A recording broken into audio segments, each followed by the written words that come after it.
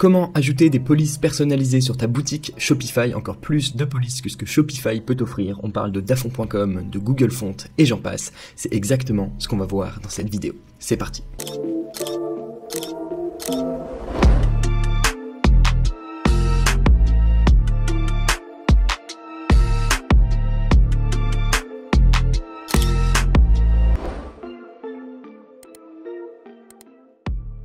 Avant de commencer, si tu ne me connais pas, je m'appelle Thomas Giraud, je suis le fondateur du thème Full Stack et la personne présente en cas de problème sur chacune de tes boutiques Shopify. On se trouve là sur un thème début complètement vierge. Comme d'habitude, tu pourras checker toutes les autres vidéos. On commence toujours sur un thème début complètement vierge, comme ça tu peux voir et surtout tu peux l'appliquer sur n'importe lequel de tes thèmes. Donc, ce qu'on va faire, c'est que on va avoir besoin de CSS, car c'est avec du CSS qu'on intègre des polices personnalisées. Plus précisément avec l'attribut de balise font face en CSS. Donc ça ressemble à ça. On va avoir besoin d'un fichier TTF, WAF ou un fichier de police quoi qu'on va aller télécharger. Donc on déclare notre police ici en saisissant un URL qui peut se trouver en ligne ou qu'on va intégrer directement dans les assets de notre thème. Ensuite, on aura juste à l'appeler sur les balises de notre choix ou sur toutes les balises de notre site web pour pouvoir l'appliquer. Donc là, si tu vois, dans un premier temps déjà, tu peux changer les polices de ton thème en allant dans paramètres de thème, typographie et généralement tu as toute une liste de polices qui sont déjà intégrées par Shopify. Il y en a pas mal, mais il se peut que, tu veuilles intégrer une police qui soit différente. Et c'est ce qu'on va voir. Donc on va pas se contenter des polices qui sont présentes ici. On va aller en chercher nous directement sur Google Font par exemple. Donc Google Font. Hop. On va prendre n'importe quoi, on peut prendre celle-ci, on peut prendre des polices un petit peu fantaisistes. Je te conseille vraiment de rester dans quelque chose d'assez classique, standard, de pas prendre trop de risques parce qu'il y a vraiment des polices qui sont un peu trop fantaisistes à mon goût. Donc là par exemple si on veut intégrer Anton, on va quand même essayer d'intégrer une police qui n'est pas déjà présente. Donc typographie, on va aller voir s'il y a Anton. Ok, elle y est pas. Donc on va la prendre. Anton, c'est une police qui est très utilisée par exemple dans les pubs parce que c'est une police qui est très compressée et du coup tu peux mettre beaucoup de texte dans un très petit guide. Donc on va prendre cette police, on va la download, elle est juste ici au format .zip, je vais la dézipper, afficher dans le Finder.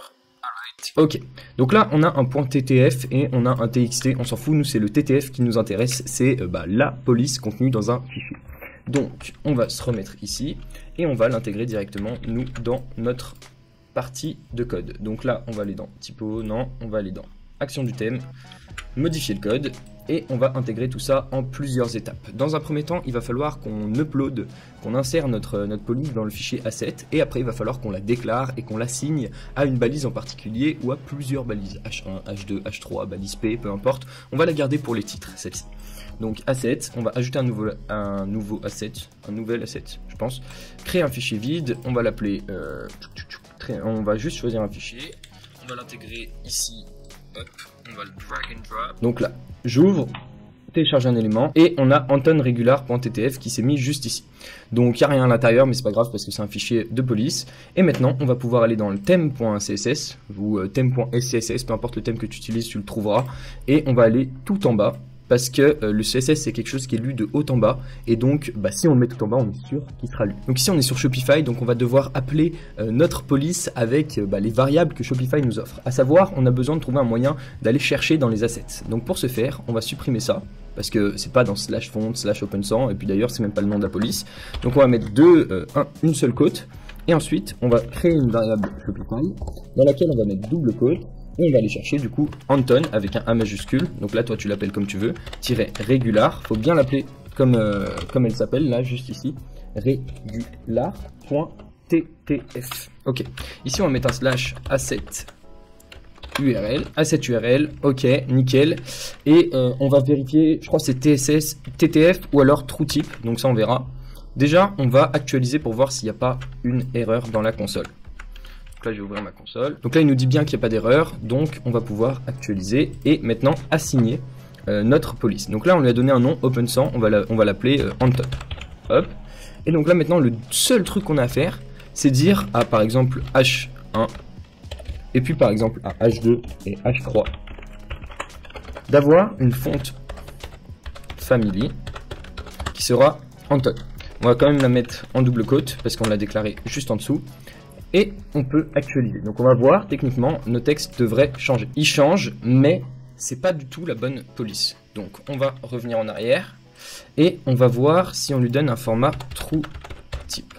Ok, on save, on actualise, on revient en arrière. Ok, on va lui mettre un slash important. On va voir quand même, est-ce que là sur le H2, on voit notre police. Font de family Anton. Ok, elle a l'air d'être déclarée et on va voir un petit peu plus en détail. Donc là, on va faire plusieurs tests. Déjà, on va lui mettre un important pour être sûr qu'elle passe au-dessus. Mais bon, techniquement, elle passe au-dessus parce qu'on la voit juste ici. Et on va tester aussi sans les doubles côtes pour voir si ça marche. On fait des petits tests en même temps, voilà, tranquillou. Ok, donc là, on a bien... on sait qu'elle est vraiment passée dessus partout parce qu'elle n'avait pas l'air de passer dessus sur le H1. Par contre, on a une police par défaut, à savoir Apple, système, etc. Donc ça, on va revenir en arrière. On va tester Anton sans double côte. On save, on teste. Peut-être que ça va marcher, on va voir. Et si ça marche pas, j'ai peut-être une idée. Donc là, ça marche toujours pas. Donc on devrait avoir la police Anton. Hein, on voit qu'elle ressemble pas du tout à la police qu'on a sélectionnée. Et donc en fait, il y a un petit truc auquel j'ai pensé, c'est que là, le fichier s'appelle theme.css. Sur les thèmes gratuits, il s'appelle theme.css, mais sur tous les autres thèmes payants, comme le mien, comme n'importe lequel, on a un theme.css.liquid ou .css.liquid. Et ici, on a mis une variable en liquid, et donc, eh bien, vu qu'il n'y a pas l'extension .liquid, il ne lit pas, il ne comprend pas ces deux accolades, à savoir du coup le langage liquid. Donc ce qu'on va faire, c'est qu'on va simplement renommer ce thème en theme.css.liquid. Voilà, j'avais déjà la proposition. Il me connaît, il savait comment débugger à ma place. Et voilà. Donc là, on save et on va actualiser et normalement, c'est bon. J'actualise et voilà, on a bien nos titres en Anton. Donc là, évidemment, on l'a même sur les H3, donc si on veut pas le mettre, normalement c'est un H3, on va voir, hop. Donc là c'est un H3 qui a une classe H4, mais ça reste un H3. Donc là si on veut le mettre que sur les H1 et les H2, eh bien on sélectionne ça. Après bon bah voilà, il y a un large choix sur Google Font, même sur dafont.com qui est un autre site qui regroupe plein de polices. Donc bah toi tu prendras la police que tu veux, ou alors même si tu as une police qui est propre à ton logo, eh bien tu pourras la réutiliser et l'insérer directement sur ta boutique Shopify. Donc pour le process, fais bien attention au fait que tu intègres bien ta police dans les assets. Donc pour ça, tu fais ajouter un nouvel asset et tu télécharges le fichier de police que tu as précédemment téléchargé sur Google Font ou dafont.com. Ensuite, tu le déclares. Tu dis qu'il existe avec l'attribut fontface, mais tu fais bien gaffe que tu sois dans un thème .css ou dans un fichier CSS qui a une extension .liquid, parce que ici, tu vas lui dire d'aller chercher dans asset URL, dans le dossier asset, et pour ça, tu as besoin de liquid, donc il faut qu'il y ait l'extension liquid. Donc là, on lui dit juste qu'il existe et on lui donne un nom, Anton. Ok, et à partir d'ici, eh bien, on va l'assigner à une balise H1, H2, ou alors, si tu veux mettre encore une autre police, tu pourras ajouter un nouveau font face avec un nouveau nom et un nouveau SRC que tu vas ajouter aussi dans un nouvel asset, et tu pourras le mettre sur les balises P, par exemple, avec le même format.